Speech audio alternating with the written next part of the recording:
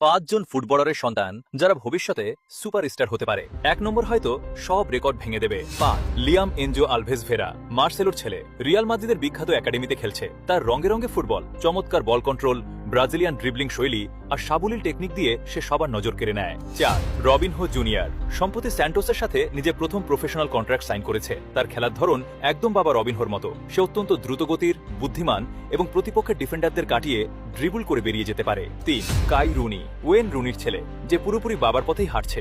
Manchester United একাডেমিতে তার একাগ্রতা, নিখুঁত ফিনিশিং এবং তরুণ বয়সেই দারুণ পজিশনিং সেন্স সবাইকে মুগ্ধ করেছে। 2 ক্রিস্টিয়ানো রোনাল্ডো জুনিয়র, ক্রিস্টিয়ানো রোনাল্ডোর ছেলে।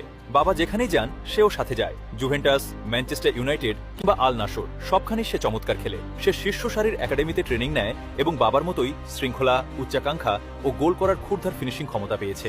1 সে ইন্টার মায়ামির একাডেমিতে খেলে। তার ফুটবল আইকিউ, ভিশন এবং সিল্কি ফার্স্ট টাচ এতটাই নিখুঁত যে এখনই তাকে সর্বকালের সেরা খেলোয়াড়দের সাথে তুলনা করা হচ্ছে। একটি ম্যাচেই সে একা 13টি গোল করেছিল। সে যেভাবে এগোচ্ছে তাতে ভবিষ্যৎ বিশ্ব ফুটবল তার নাম মনে রাখতে বাধ্য হবে। এদের মধ্যে আপনার কাকে সবচেয়ে বেশি ভালো লেগেছে কমেন্টে জানান।